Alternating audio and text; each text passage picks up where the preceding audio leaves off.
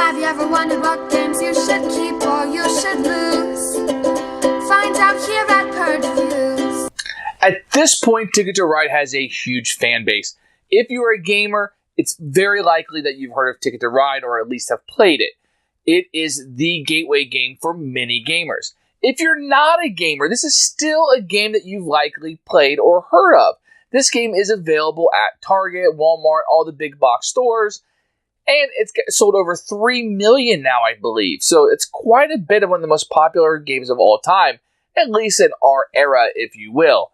And what you're going to have here is a train game. What? A train game. How can a train game be a gateway game? Well, it keeps things simple. It's very easy to play. It's very fun. Has a little bit of take that and blocking people, but not too much. And you're building up this empire of trains, and it really, really, really works. I think some of the things that really play in Ticket to Ride being one of the greatest gateway games is the negative tickets. So you can't just collect tickets, because if you don't connect them, you will have the negative points. Now, some of the things that are going to ruin that for gamers is going to be that you could already have something already done, and you happen to randomly draw that ticket tile, and you're like, yep, that's more points for me. Let's draw another one. And that will happen a little bit. But this game is light enough that those things should not bother you.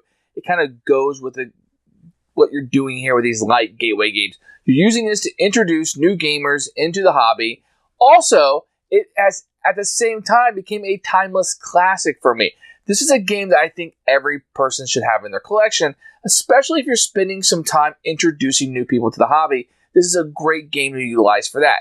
Now, whenever something gets really popular, there's going to be that inevitable backlash, or there might be games that come out and say, hey, Splendor does this better, or this other game does this better. But this is one of those classic games, and I like playing games that are good gateway games that people can walk into a store like Target and buy. I've done that with Sheriff of Nottingham, and I've done that with Ticket to Ride. Like, wow, I like this game. Where can I get it? I don't have to drive them necessarily to a hobby store where they might feel overwhelmed or talked into something different. I can say, hey, go down to Target. It's right down the street. Pick this game up, and you'll really enjoy it for your family. So this is one I've gifted. I like. I've bought quite a few copies for people. Ticket to Ride is that good. And if you don't think so, just put that aside and try to remember what it was like for you when you came to the hobby, or most people, if not you. Maybe your first game, like me, was Power Grid. And that's okay, but you got to remember, this game brings a lot more people into the hobby than those heavy Euros or thematic miniature games that you play. But it's a different type of gamer. It might be a family or somebody just looking for a light game. This is one I would recommend. This one's a keeper. Probably will always stay in our collection. We have a few copies of this. We have the collector's edition, the 10-year anniversary edition. I have the Europe version, the American version, and a lot of maps that go with it. So there's a lot that can be put into this game and a lot of add-ons that keep the fun going. So this is what I'm going to highly recommend. Everyone should have this in their collection. Definite keeper. Here's the box for Ticket to Ride. This is obviously after they sold 2 million games. They're bragging about the awards that they have down here. So not an original copy of the game Spiel des Jahres in 2004. As we look inside, we will see a rampant card that probably got left out last time. You're going to see this newsletter talking about the app that's going to be released. We have an advertisement for 1910. And we have a rule book that is included in here. We'll take a look at that in just a moment.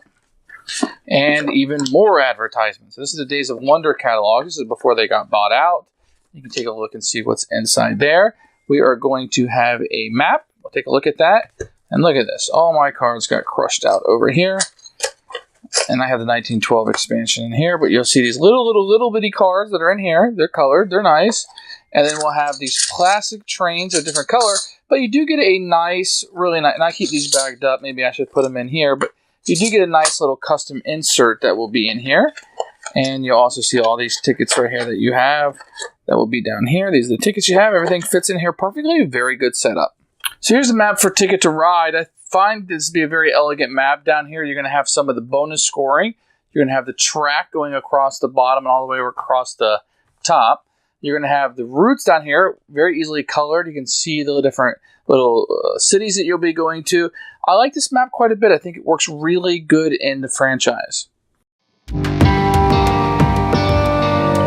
Here's the Ticket to Ride map. This whole thing in the front is just, it's not needed. It's just a picture there. This is going to be the game set up. You're going to have the rules and kind of how things work over here. It's a very simple, elegant rule book. Keeps everything really simple. And you have some scoring and the way ticket ends and how you score at the end. This is also printed on the board, so you don't really need to pass this around, but it is there if somebody wanted to see it. They're not sitting down here at the bottom of the board. Here's the map for the United States. It's a ticket ride that will come in this box. And what you'll get is these trains that you'll be placing across on the board based on your card play. And you'll be building routes from city to city, hopefully scoring points based on the tickets that you have. And certain tickets will give you an opportunity to go from different areas and give you different points. And the unique thing about this game is if you don't complete it and you've purchased this ticket, then you will lose the points. So you definitely want to do that. Another thing you'll be doing during the game is you'll be building places that you don't really want to go necessarily, but you just want to block other people, hopefully blocking their way to get their tickets. So what do you do on a turn on Ticket to Ride? Well, for most of the game, you'll have 5 of these train cards that will be face up. And the majority of time what you'll be doing on your turn is taking 2 cards. You can always take any of the 5 face up cards or take one from the top of the deck. Ooh, I really needed purple. I'm glad I drew that.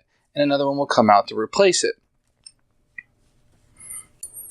And you'll be collecting these colors to build routes, and I'll show you how that works in a moment.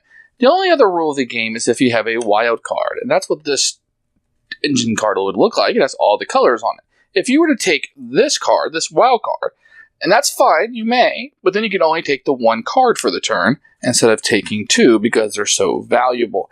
If you take one off the top of the deck, and it just happens to be a wild card, you can still select a second card. The second possible action you have in your turn is to draw these ticket cards, and these will have a different bag. If you choose to spin your single action, taking a ticket card, you will draw 3 of these, and you'll be able to keep as many of these as you want, but you must keep 1. And the interesting thing about these will be that they will tell you what you need to build from and have a different victory point on it. But keep in mind, if you take one of these cards and you're unable to build it, this will turn into negative points at the end of the game. Sometimes you'll be lucky that you'll draw one and you've already built it on the board, and that's what we call a win. While Ticket to Ride relies on set collection of these cards, what you're going to be doing with these cards is very, very important. So if you wanted to build a route, which is fine, you may do so as your single and only action on a turn, is you have to give up a number of cards that equal what you want to build. So if you want to build these 4 spaces that are orange and black, I could not give up a purple and a wild card. But if I wanted to go from Kansas City to St. Louis, I could give up either 2 purples, 2 wild cards, or a purple and a wild. When I do that, I can then take my trains and put them on the board. And now that route is mine and can never be taken off. In addition to that, I will score a number of points based on this chart. This is in the rulebook, on these player aids, and it's printed on the board. So I built 2 cards. I would score 2 victory points for doing so. You'll be building these routes not only to score points and satisfy your tickets, but you'll also be building these routes to block other players. Now, some of these routes will have 2 here. You see the 2 blue and the 2 purple. That means 2 players can go through that path, 1 on the purple and 1 on the blue. These gray that are right here that kind of have a non-color that will not show up on any cards are wild. I can use any color I want. They just have to be matching. So in this case, I could use 2 blue. I could not use a blue and a yellow. The game ends when one player has 0, 1, or 2 trains left. Then we'll go into the final round and we'll do a final scoring. You will score points for building routes during the game, and those points will be going around the board as you score them. In addition, you will score points or lose points for tickets that you either accomplished or did not accomplish. And finally, whoever has the longest continuous train set on the board will get bonus points. The highest victory points wins the game. Who should buy this game? This is a good game to have across the board. If you're a gamer, this is a light game that you could play before you play something else really fun and it moves quickly. 2, families. This is a great game to play with young kids. It's a great, great, great game to have families. I kind of wish this game would replace all the monopolies out there. I think people would like board gaming a lot more. I think even light gamers will like this. People who just want a simple game. The theme, it's so funny to me that this game has taken off like it has with the theme that it has. But people know trains. They like trains. It's fine. But it's really going to hit that sweet spot with the gameplay. And a lot of games have copied the mechanics in this game.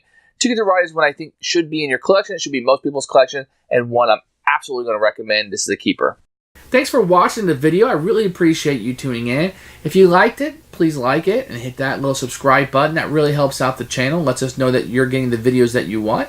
If you agreed or disagree with what I said, feel free to comment below. I'd love to hear what you have to say, and I promise that I will comment back. Thanks for watching, and everybody else, keep playing games.